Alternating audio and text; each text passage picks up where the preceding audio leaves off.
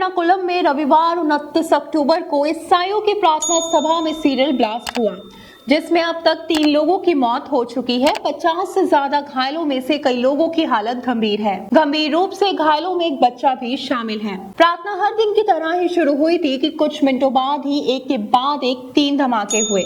घटना के बाद केंद्रीय गृह मंत्री अमित शाह ने केरल के मुख्यमंत्री पिनराई विजयन से बात की। उन्होंने NIA और NST को मौके पर पहुंचकर मामले की तुरंत जांच करने को कहा था।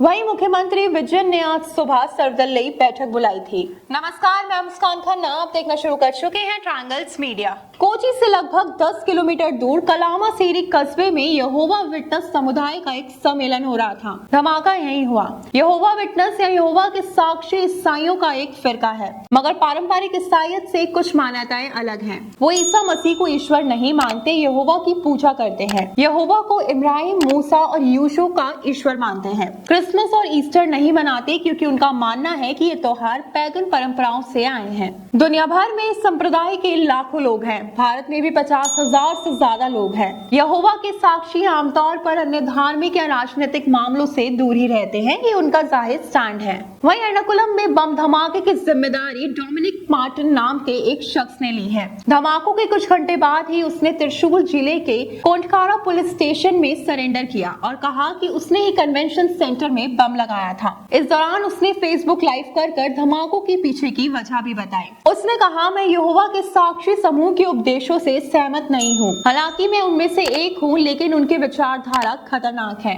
और देश के युवाओं के लिए घातक है। वे बच्चों के दिमाग में जहर घोलते हैं और झूठ फैलाते हैं। आज जो कुछ कन्वेंशन सेंटर में हुआ उसकी मैं पूरी जिम्मेदारी लेता हूँ।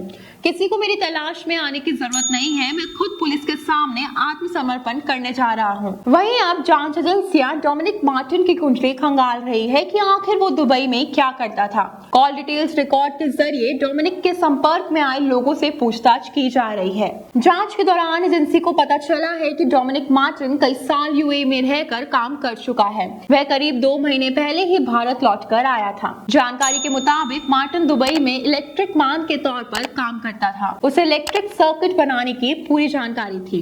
डोमिनिक मार्टिन करीब 15 साल दुबई में रह चुका है। भारत लौटने के बाद वह बच्चों को अंग्रेजी की ट्यूशन पढ़ा रहा था। जांच एजेंसियां पता लगा रही है कि वो दुबई में किसके संपर्क में था। एर्नाकुलम के कलामासेरी में ईसाई समुदाय की यहोवा के साक्षी समूह की प्रार्थना सभा हो रही थी। 3 दिवसीय प्रार्थना सभा का रविवार को आखिरी दिन था। कन्वेंशन सेंटर में 2000 से ज्यादा लोग मौजूद थे। सुबह करीब 9:30 बजे एक के बाद एक 3 धमाके हुए। हर तरफ अफरा तफरी मच गई। इस धमाके में 3 लोगों की जान चली गई। इससे पहले इन धमाकों का मल्लापुरम में फिलिस्तीन के समर्थन में हुई रैली के कनेक्शन के क्यास लगाए जा रहे थे। दरअसल 27 अक्टूबर को हुई इस रैली में हमास के एक नेता खालिद मशेल ने वर्चुअली संबोधित किया था। इतना ही नहीं, जमात-ए-इस्लामी के यूथ विंग एकजुटता युवा आंदोलन की ओर से आयोजन इस रैली में बुलडोजर, हिंदुत्व और रंगभेदी अयोध्यावाद को उखाड़ फेंकने का नारा लगाया गया था। ऐसे नारे से रैली में शामिल लोगों को भड़काया गया था। अब ये साफ नहीं है कि दोनों घटनाओं का कोई कनेक्शन है या नहीं, लेकिन खुफिया और जांच एजेंसियां हर एंगल से इस केस को देख रही है। हैरानी की बात यह है कि इजराइल हमास की जंग के विरोध में हुए प्रदर्शन में शामिल होने केरल के CM दिल्ली आए थे। ठीक उसी वक्त उनके राज्य में धमाका हो गया। PTI की रिपोर्ट के मुताबिक कलामासेरी स्थित कन्वेंशन सेंटर में प्रार्थना सभा के दौरान हुए ब्लास्ट के बाद अफरा तफरी और चीख पुकार मच गई। लोग अपने परिजनों को ढूंढ रहे थे। लोगों को कुछ समझ नहीं आ रहा था। पुलिस और फायर ब्रिगेड की टीम मौके पर घायलों की मदद में जुटी थी।